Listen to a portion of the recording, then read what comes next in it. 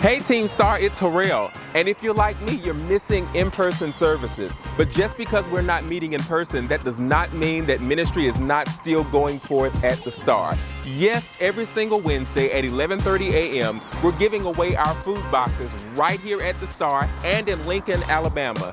We have non-perishable items and frozen foods, so if you or someone you know is in need of food, please come and get what you need. We want to be a blessing to you and your family. Not only that, our Child Care Development Center is undergoing some amazing renovations. It's going to look great from the inside and the outside. On behalf of Pastor Beavers, we want to thank you so much for how you've been giving through the Star. God bless you, and we hope to see you soon. Wake up with the Star every morning. That's Monday through Friday on CW21 right here in Birmingham, Alabama. That's 6 a.m. Central Standard Time, Monday through Friday. I said that twice so you would get it. If you're in Cincinnati, Ohio, guess what? We haven't left you out. CW12 is the channel, Sundays at 8 a.m. Eastern Standard Time. Did you know Pastor Beavers prays for us every single morning at 6 a.m.? If you haven't been listening in, you need to start now. Join us on our Facebook Live or on our prayer conference call line. Again, that's every morning at 6:30 a.m. with Pastor Beavers. Hi, Star family. I'm Brooks Medley with the NRS Community Development Federal Credit Union. Many have expressed a disgruntledness with the year of 2020. However, there's still a lot of time left to finish the year strong financially. The credit union will be hosting a membership drive November 1st through December 31st. We will give away $100 to 2 people. The details of our Finish the Year Strong membership drive can be found at starfcu.net, or you may contact the credit union directly at 205-833-3556. I look forward to hearing from each of you. Let's finish the year strong. For the latest news and updates about the Star, text STAR to 94253. And if you've been worshiping with us and you're ready to become a part of our family, text the word decision to 94253. We are busy doing ministry. And we want to thank you for the way that you've showed up worshiping with us virtually on Wednesdays at 7 p.m. for our study at the Star, and on Sundays at 10 a.m. for our worship services on Facebook, our YouTube channel, and beatmetothestar.net. And guess what, family? It's time for worship. Oh, give thanks unto the Lord, for he is good. Come on, can you lift your voice and just bless his name? Bless the Lord, oh my soul, and all that is within me. Come on, all that is within you ought to praise him. You ought to glorify him. Come on, lift your hands in the sanctuary. Wherever you are, if you're in your car, if you're at work, come on, just make the atmosphere a sanctuary and just bless his name for the great and marvelous things that he has done. What a wonderful God we serve. Hallelujah. Come on, lift up a sound of worship in the house tonight. Wherever you are, just bless him. In the good times, bless him. In the bad times, bless him. In the happy times, bless him. In the sad times, bless him, because he's worthy. He's worthy. He's worthy. He's worthy. Hallelujah. Glory to the Lamb of God. We come tonight to give him glory. Anybody come to bless him tonight? Hey! Come on, clap your hands right where you are. Hey!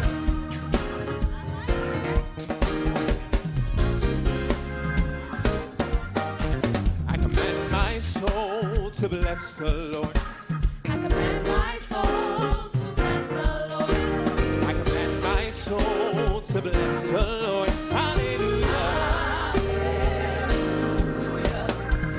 My feet to leap for joy. I command my feet to leap for joy.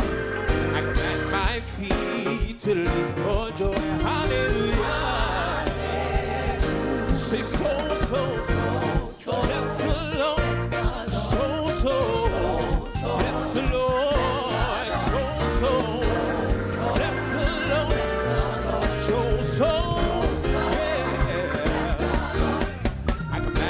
Soul to bless the Lord. You say, I command my soul to bless the Lord. Hallelujah. I command my my voice to sing his praise. I command my voice to sing his praise. I command my voice to sing his praise. Hallelujah. Say so, bless the Lord. So, bless the Lord. So, bless the Lord. So, bless the Lord. Say beat for joy. Beat for joy. Say beat, yeah, beat for joy. Hey, say bless the Lord, you say. I command my soul to bless the Lord. I will bless the Lord, yeah. Hey, say bless the Lord, yeah. Hey, leap for joy, yeah. Say leap for joy, yeah.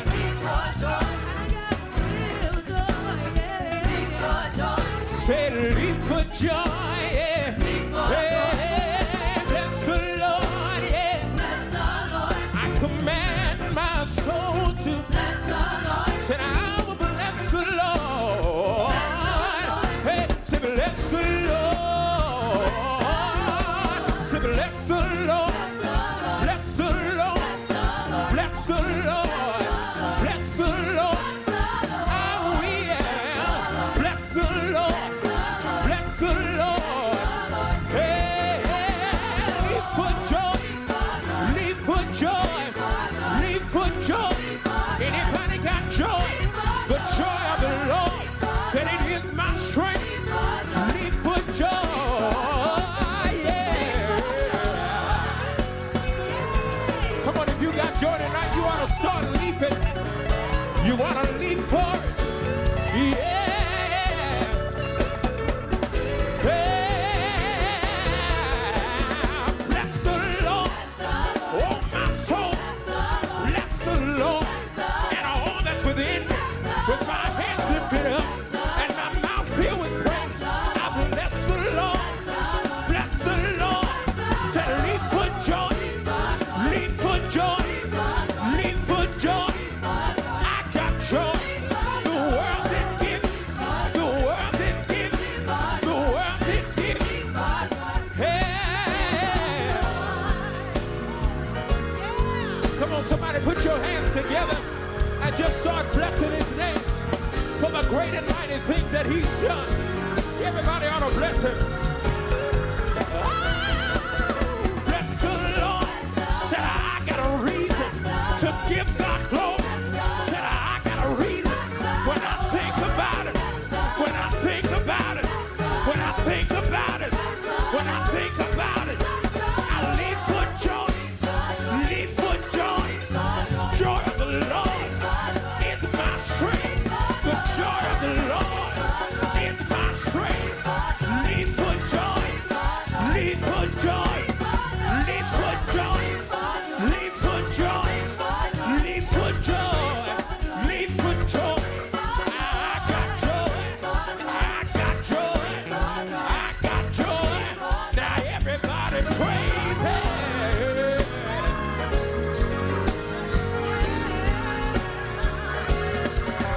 Come on, he's worthy. Come on, we're gonna do it one more time. Y'all gotta leap with me. Leap for joy. Leap for joy. Leap for joy. Leap for joy. Leap for it. Leap for it. Leap for it. Leap for it. He's been real good. He's been real good.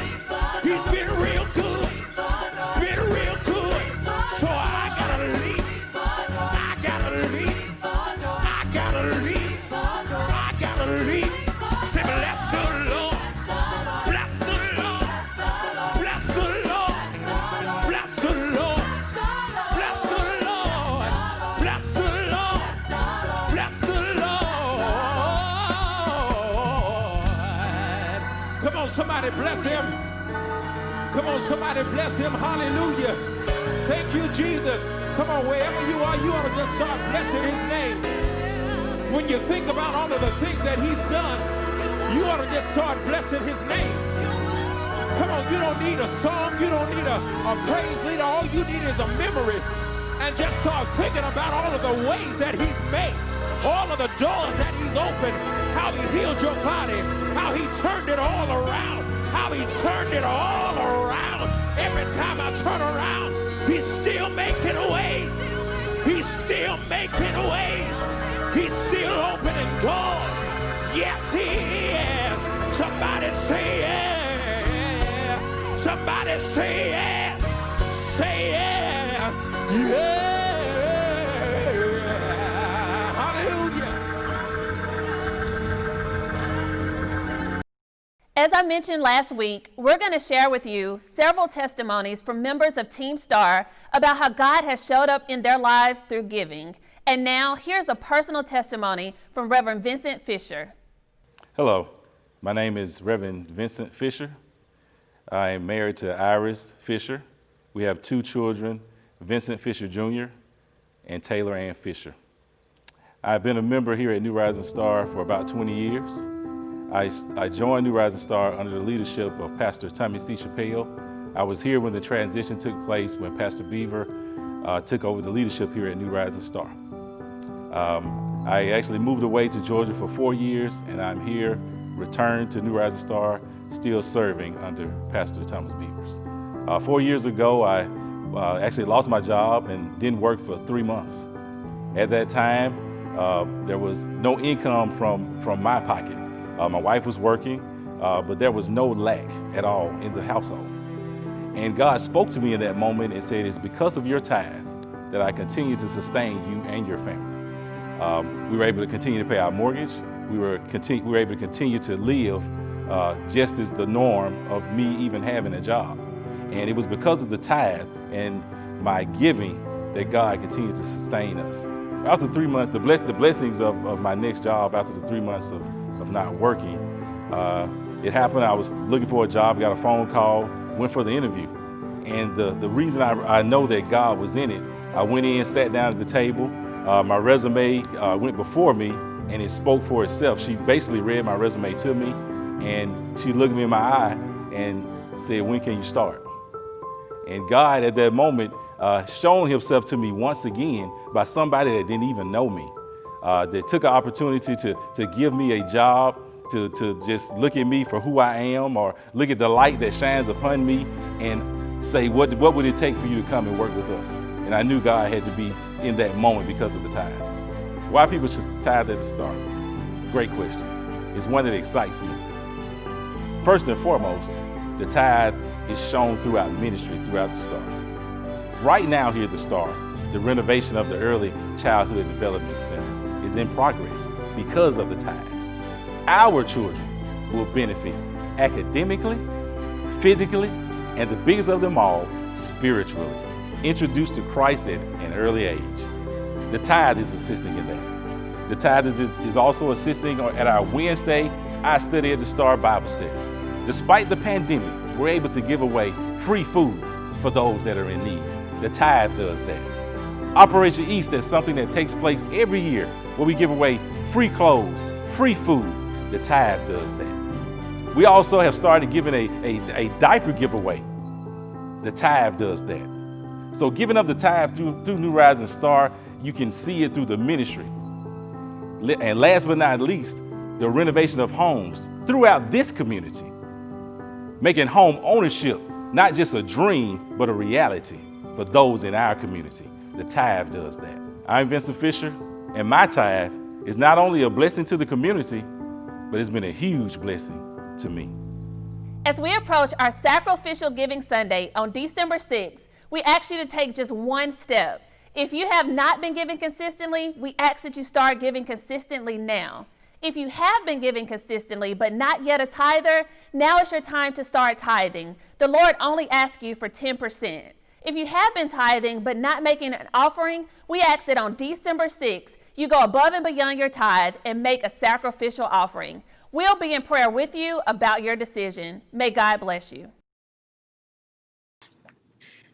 Hey, what's up, everybody? I'm Dr. Thomas Beavers, servant leader, senior pastor of the Star Church right here in the Magic City of Birmingham, Alabama. Thank you for tuning in on tonight. Welcome to another one of our Wednesday night conversations. I'm pumped and I'm absolutely excited. Normally, Wednesday night is the night for the I Study at the Star Bible Study. We are a church. We don't just shout on Sunday. We love to study on a Wednesday. However, we thought that we'd switch it up.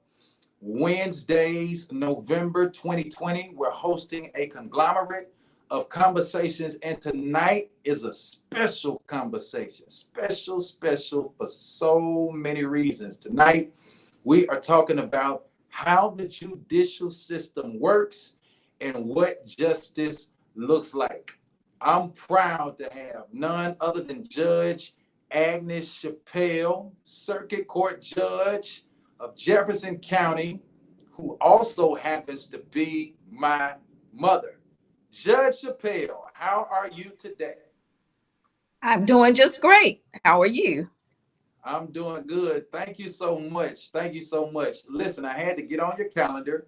I know that I am your son, but you are absolutely busy. And I want to thank you for carving out some time in your day to do this interview with me.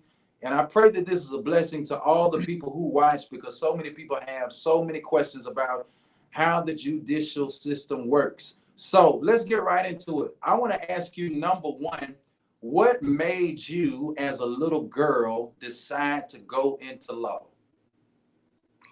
Well, I was about 12 years old when I made this decision, and I had no idea that it would come to fruition. But my parents saved up enough money to allow me to go on a citizenship tour. And we went to DC.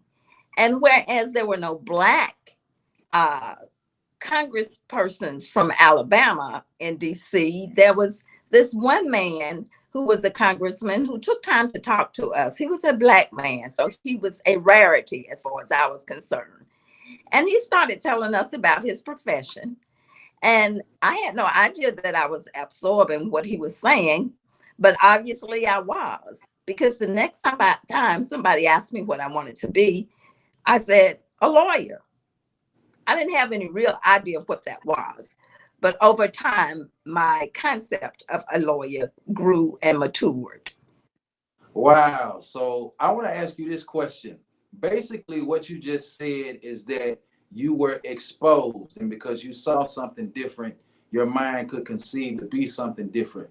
To all of the parents who are watching out there on tonight, and they want their children to do something of significance in life, how important is it for parents to give their children the right exposure?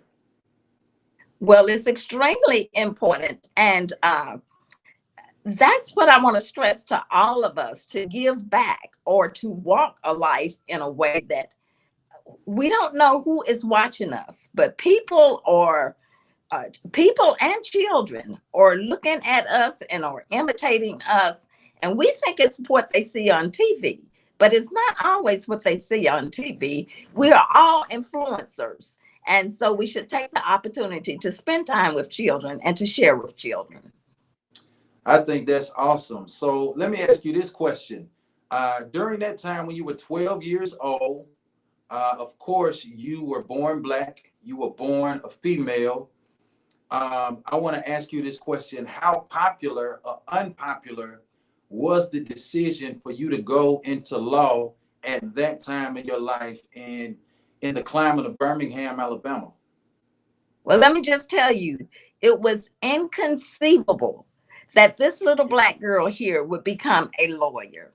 And I know why it was inconceivable, because in my neighborhood, almost all of the women were what I call chief executive officers. They ran the household. They managed everything within the house and managed the children, which was an awesome job.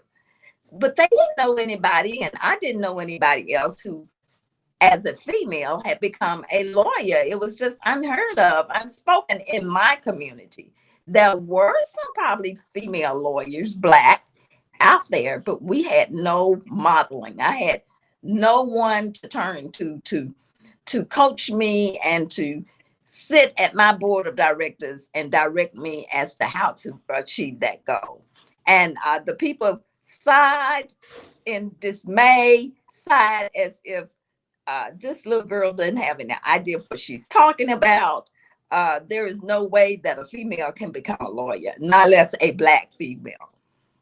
Wow. So you talked a little bit about the climate of the typical household and how women pretty much stayed at the home and took care of the home. Tell us a little bit about the climate of Birmingham, Alabama during that time when you made that conscientious decision. I want to be a lawyer. Okay, it was sort of right in the mix of the civil rights movement. Wow. I remember, I think I was in the 10th grade by then when Martin Luther King was assassinated. So things were really thick in terms of the chaos and in terms of our commitment to march and to do those things necessary just to bring attention to our plight and to our need to be heard and to be treated like human beings. That's all we were asking for, is to be given a chance. The chance, it was already in the making. As I was saying that I wanted to be a lawyer, that they were preparing the way for me to become a lawyer. I had no idea that God was making provision and making a way for me to become that lawyer that I said I wanted to be. Wow. I think that's awesome. So you graduated, I noticed because I've heard you say it before, you graduated from Shays Valley High School when Shays Valley was actually in Homewood. And from Shays Valley High School, where did you go to college?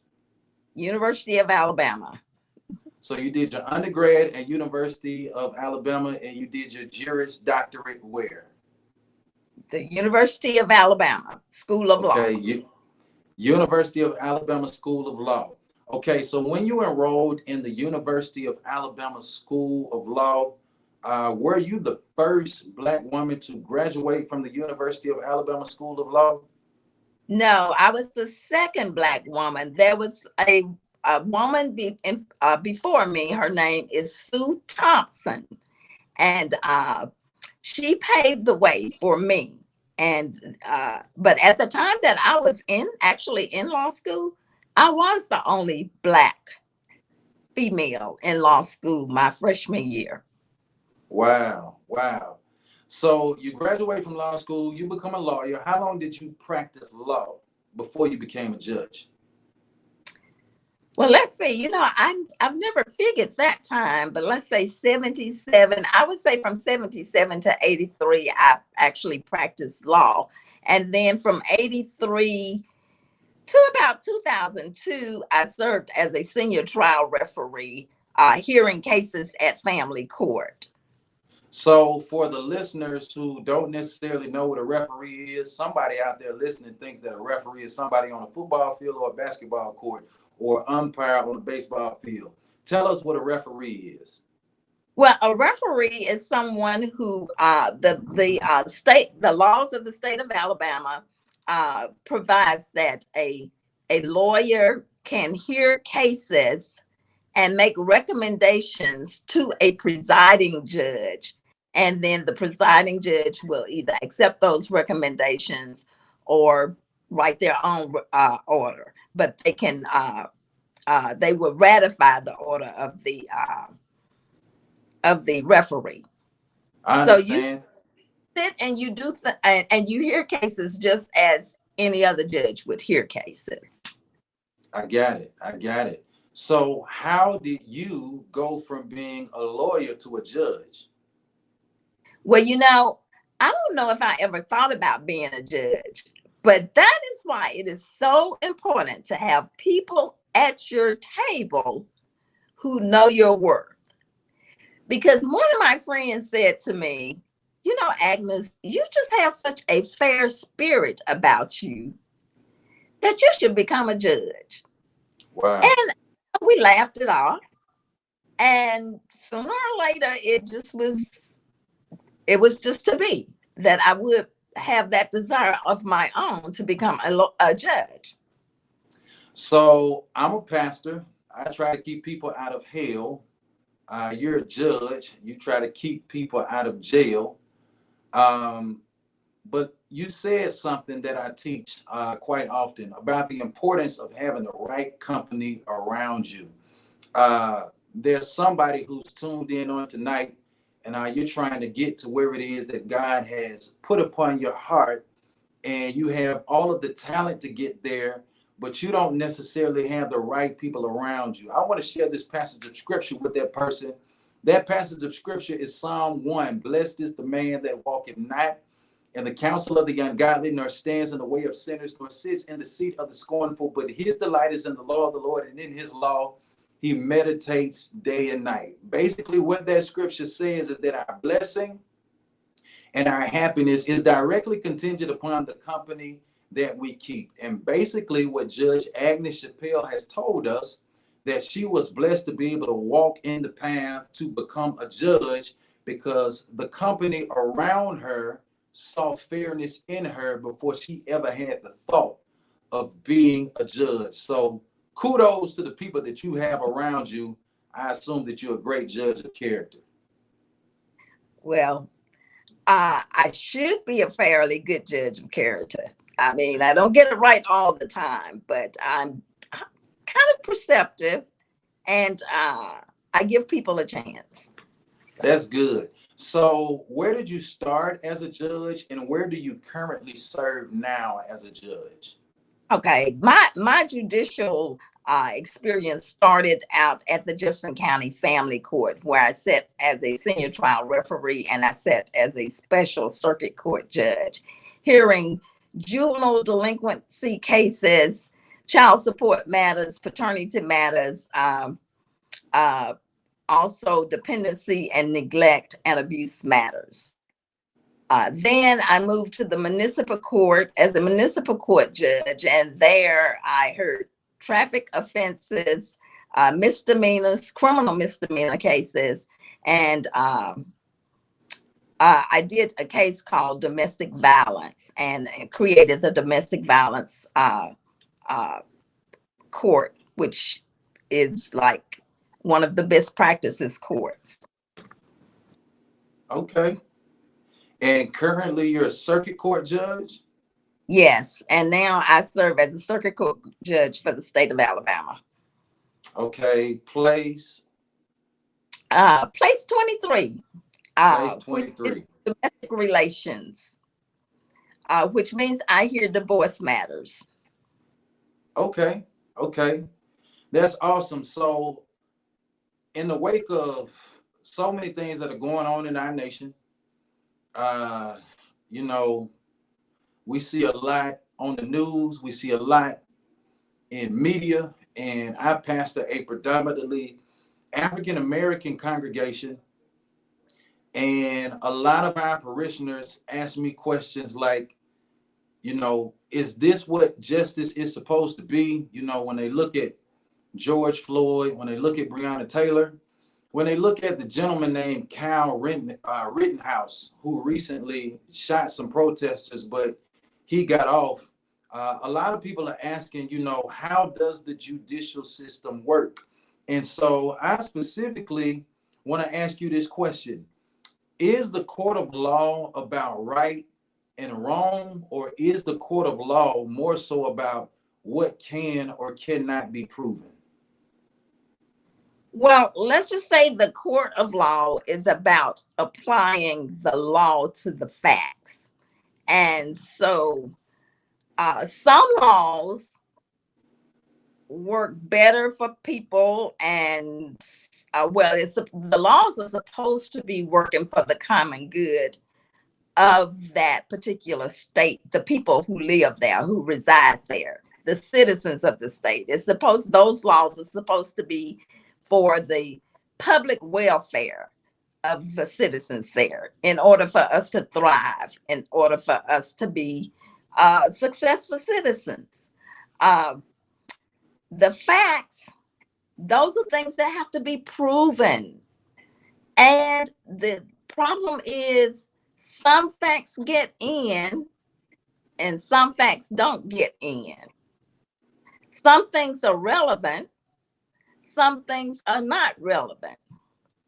Some things are seen by witnesses, other things are circumstantial. So it's it's it's it's, it's you have to prove whatever you are trying to say happened. I understand. I understand. So all my life, we've been told that the justice system is supposed to be a system with no race, no face. In other words, if you do the crime, you do the time, regardless of your ethnic background, economical background, your race, your gender, your creed, or your color. If that is true, I want to ask you this question. What is implicit and explicit bias? And how does the implicit and explicit bias of those in the judicial system play a part in upholding or not upholding whether or not the justice system is really no race and no face? Okay. Implicit bias is something that's subconscious mostly, underneath, subliminal type messages or images or your beliefs. Some of us, all of us have some implicit biases. Some of them may be good biases and some of them may be bad biases, but we all have them. How do we acquire them? Probably based on what we have experienced in life, what we have digested, what we have read, what we have been exposed to. And that is why it is very important that your judicial system has diversity, that it doesn't look like one sex of people, like it should not be all females, should not be all males, it should not be all blacks, it should not be all whites, it should not be all reds. There should be a diversity of people and cultures on the bench. Why? Because judges dialogue and we get to learn from each other. We get to teach each other. We get to give perspectives on matters that eventually is not overnight that we overcome these biases, but over time we evolve into or judges, or well, let's just say that we mature in terms of our ability to administer justice. I got it. I got it. Bias, we know what that is. Those are the things that you see that people consciously, willfully do to people based on their color of their skin, their sex origin, their how God made us in terms of males and females. We know explicit biases when we see them. The implicit ones are very much difficult sometimes to we may see them, we may feel them, but to actually be able to articulate and get others to understand what they are may be a little more difficult. I understand. So let me ask you this question. Are there any, or have there ever been any laws on the books that have affected a certain group of people in a negative way, intentionally or unintentionally, in the United States judicial system? Oh, definitely. You know, you have the general laws that were intentionally designed. Or we can go back further than that. We can go back to slavery. Those laws that said that we were just 3/5 of a person, even. So those are intentional laws. The laws that said that you could only vote if you were a white male, that did not allow women to vote, did not allow Black people to vote. Those laws, they are numerous, and many laws are still on the books that we need to wipe out. They are unenforceable because they've been declared unconstitutional. But those laws still are on that 1901 Constitution of the state of Alabama that we need to clean up. Now, even today, we have laws that adversely affect certain groups of people. I can think of it like when I was at municipal court, it was kind of hard for me because when you think about when a person gets a ticket, let's just say we're all equal and we all drive maybe too fast sometimes, and we all get a ticket. I may be able to pay my ticket, but think about that 25-year-old who has not economically achieved, or that 70-year-old who has not economically achieved, and he or she gets a ticket. And what happens? She doesn't pay the ticket. Then she's not organized, so she's not set up to remember to go to court. And then her license gets suspended. Then they get revoked. So that little job that she had at Burger King or McDonald's, she can no longer get to because she can't drive there because she didn't have a driver's license. So she suffers economically. So those are the kinds of things, whereas these laws are on the books for our public welfare and best interest of every citizen, sometimes it has an adverse effect on those who are less fortunate. And I would see time and time again of people who could not go get a license. They couldn't go get one because the old license had been suspended or revoked. So that was sort of hard to digest, very hard to digest.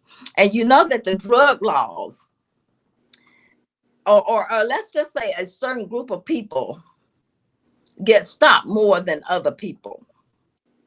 And let's just say this: sometimes it's not necessarily the law that causes an adverse effect on a group of people. Sometimes it's the policies and the procedures of all of us who are in position to make decisions that may cause adverse effects on specific groups of people.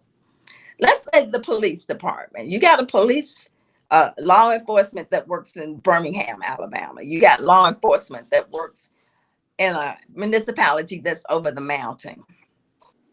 Let's just say over the mountain, the juvenile gets in trouble, takes somebody's car, wreck it. So at that wreck, what do they do with that juvenile? They take that juvenile home to their parents, perhaps. What happens in the city of Birmingham?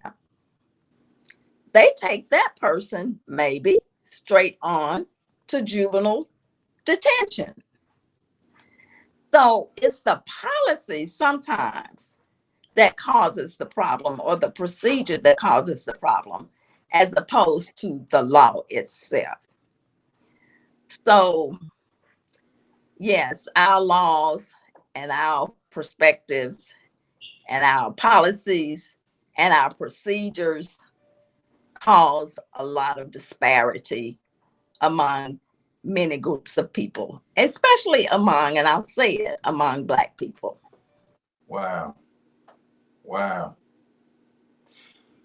You have answered what so many people, have been asking. Not only have you answered it, you have articulated it more clearly than I could ever articulate it, because I'm not involved in law. I'm involved in the Word of God primarily. And I believe that's one of the reasons why, even when you have a platform and you have influence, it does not necessarily mean that you always have the knowledge and the expertise. Therefore, as a consequence, you may want to go get somebody who does. And this is the primary reason that we are interviewing Judge Agnes Chappell on today. I want to ask you this question, Judge Chappell. What is systematic racism? And there may be a little bit of what we just talked about. I'm not sure. What is systematic racism, and how have you seen it play out in our society? Well, I think I did just cover that to a large extent. I always talked about systematic racism. Now, the laws on the books are for everybody. But what happens to that law Is it fair from the very beginning?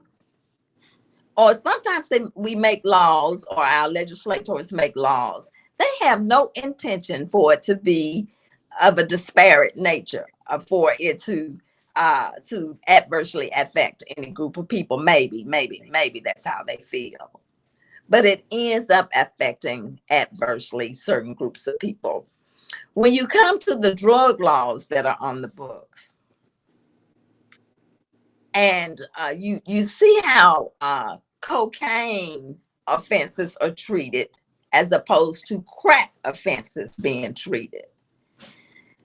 Allegedly, and I think research bears this out, that more blacks use crack cocaine and more white collar people use cocaine. So who serves the most time, or who serves any time? There may be a block or a group of people who are similarly situated who would serve more time than someone who uses straight cocaine. Then I remember, again, we're going to talk about policy and procedure. I remember when I was at family court, and I thank God for being there, because I was able to point out some things that brought about disparities among particular races of people. I remember that once you find that a person or a child had committed what we call a juvenile offense, then the probation officer gets to recommend to the court what to do with that person. And so they would say, well, Judge, I think that we should let this person go home because this person has an after-school job. This person has 2 parents in the household. And this person makes real good grades. And so I began to look at that. It all sounded so good. Yeah, maybe we can give this person a chance. Look at all of this support, all these resources this person has. But then if it was a person from a single parent household who didn't have an after school job, who didn't have many resources, then they say, well, Judge, they just need to stay here. They just need to stay in detention. That's a grave disparity. And I don't think the probation officers did that intentionally, knowing that that would have an adverse effect on a certain group of people, but it did in fact have such an effect. Back during the time when I was at family court, the country was not in a good place as far as the economy thriving. And so the first ones who lost jobs or did not have jobs were Black people. And so consequently, our little Black boys and Black girls didn't have jobs after school. Their parents barely had a job if there was a job to be had by the household. But in the in other communities, those young people were able still to have after school jobs. So you got, on one hand, people who are economically depressed, who couldn't even get an after school job. And then you had people who automatically got after school jobs. They could work for their parents. They can work for their parents' friends. So you see the disparity there, and you see the adverse effect, and how what looked good, sounded good, was not good for a whole group of people. So you ended up with more little Black boys, young Black men in detention, or that's like the juvenile jail, than you had people from other communities and other walks of life. Wow. So that's one example that really stuck with me. Thank you so much. So let me ask you this question. In the wake of Breonna Taylor and her verdict, so many people have asked me, when a crime is committed, what causes the case to go to a grand jury? And then number 2, is it true that the grand jury can only rule upon the charges that are brought forth by the district attorney? Okay. In the state of Alabama, and this is not my field of expertise. I have to put that disclaimer out. But in the state of Alabama, every felony has to go to the grand jury. The misdemeanors do not go before the grand jury. But the process, the district attorney takes every felony at some point to the grand jury. And the grand jury is supposed to decide whether there is probable cause. Now, for misdemeanor cases, the district court judge decides whether there is probable cause. And in many felony cases where people who are about to be charged, they may ask for a preliminary hearing before a district court judge. And if the judge there finds probable cause, they will bound it over to the grand jury. So you're going to get to the grand jury for any felonious charge. Okay. Well, I want to ask you this question. We're in the middle of an election season. Oftentimes when we have presidential elections, they say, hey, this is the most important election of your life. I don't know if it's the most important, but I do think it's probably the most controversial election that I've ever seen in my lifetime. And a lot of times when an election has controversy, people show up to the polls in droves and they go vote on a national level. I want to ask you this question. How important, or is it important, that people vote not only on a national level for a national election, but on a local level for our local officials? Why is it that we vote nationally, but we don't think that locally it's that important? That's a very good question. I remember when I was campaigning for a circuit judge, and I asked a young lady, I said, you are going to vote, aren't you? And she said, oh, I don't vote. I'm presidential. And that was the first time I heard somebody use that term. But as I stayed on the campaign trail, and I would hear other young people say, I'm presidential. And then I finally came to understand what presidential was. And they were saying, I vote in the presidential races. I don't vote in the local races. But you are, as a citizen, you are more apt to be affected by what happens on your local level than you are on what happens on the national level. But let me make it clear that both levels affect you, or affect me, affect all of us. And I said all of that to say, to me, we should vote in every election, because every election affects our well-being. And that is how you, I know sometimes it doesn't seem like you can make a difference, but you can make a real difference by voting. But what you have to understand, you have to vote with knowledge of what you're voting for and for whom you are voting. And you also need to have a real grasp of the issues. You should be studying the issues for yourself, which means you have to be engaged, not just at election time, but you should be engaged all of the time. You should read, you should understand your resources, your sources rather. You should understand who is saying this to me. What do they really know about this? Or we should not be dependent on our politicians to tell us what should be done. They should be answering to us, not we answering to them. And what I mean by that, we should be clear in our minds as to what is good for us. We should be clear in our mind what the duty of each politician or each public officer is supposed to be doing. And we should be clear that they are doing what they're supposed to be doing. And the reason I bring that up is because when I sit on the bench, you should be concerned. Is she going to work every day? Is she sitting on that bench every day? Is she hearing cases? Is she getting her orders out? But sometimes we get a little twisted. We want to see people out in the community saying hello. I think we should be out in the community educating. We should be out in the community so that we can have a feel of what our people want.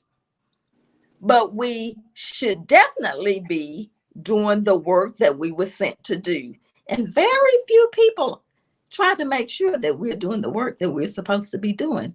So the bottom line is to hold us accountable. Wow. Well, thank you so much. In the words of a lawyer, I have no further questions, Your Honor. I love you so much, Mom. I love you so much, Judge Agnes Chappell. Thank you for being a trendsetter. Thank you for the work that you do. Thank you for encouraging us all, not just on how the judicial system works, but thank you for inspiring us and letting us know that even when the odds are stacked against us, that when God puts something in our heart, if God brings us to it, God will bring us through it. And it does not matter who's against us if God is for us. So to God be all the glory. We honor you on today. God bless you, and we wish you the best. Thank you very much. Thank you. Hey, again, I want to thank everybody for tuning in. It has been our joy, our privilege, our pleasure to be able to host these conversations. Of course, you know we're doing something different in the month of November on Wednesdays. Instead of doing our I Study at the Star Wednesday night Bible study, we're hosting conversations that are informative for your well-being. Make sure that you tune in, same time, same station, next Wednesday, 7 p.m. for another conversation. And when you tune in, do not tune in by yourself. Bring somebody. If you enjoyed this conversation, if it was informative, I need you to share this message with everybody you know. Call somebody, text them, Facebook them, and tweet them. Let them know that it went down tonight. Forward this link to them. May God richly bless you. I love you. Peace. We're only able to do things like this because of the generous gifts of people like you, the members of the Star. We will have our sacrificial giving Sunday coming up December 6th, and we're asking that you just take one step. If you're not a consistent giver, we're asking that you give on that Sunday. We're just asking that you take one step. If you're consistently giving but not tithing, we're asking that you become a tither. And if you're a tither, we're just asking that you make a sacrificial gift over and above your tithe on December 6th. Listen, we're only able to do the things that we're doing now in the community because of you. And there's 6 ways that you can give here at the Star. Our drop box is open 24/7. All you have to do is walk up the front stairs of the church, turn to the left, and on the brick side of the building, there is a drop box that you can use 24/7. During business hours, you're also able to come into our lobby and use the kiosk. You can mail in your gifts to 7400 London Avenue South, Birmingham, Alabama, 35206. Or you can go online to beatmetothestar.net/give or text any amount to 855-912-7781. Or if you use Cash App, it's $ Beat Me to the Star, or on Venmo, it's at Beat Me to the Star. It's been a great night. Now to him who's able to keep you from falling and present you without fault before his presence with exceeding great joy. To the only wise God, our Savior, be glory, majesty, dominion, and power, both now and evermore. And everyone that agree with this prayer, just type amen. God bless you.